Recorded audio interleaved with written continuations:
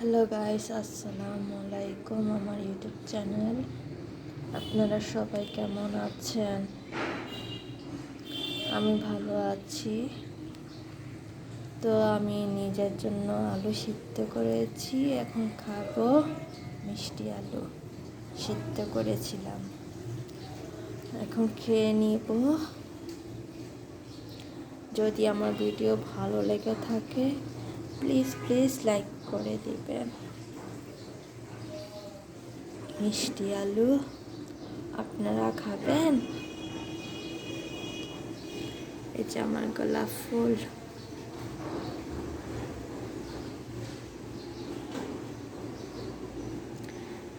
এই যে আমার বিছানা গুছাই নাই, গুছাবো।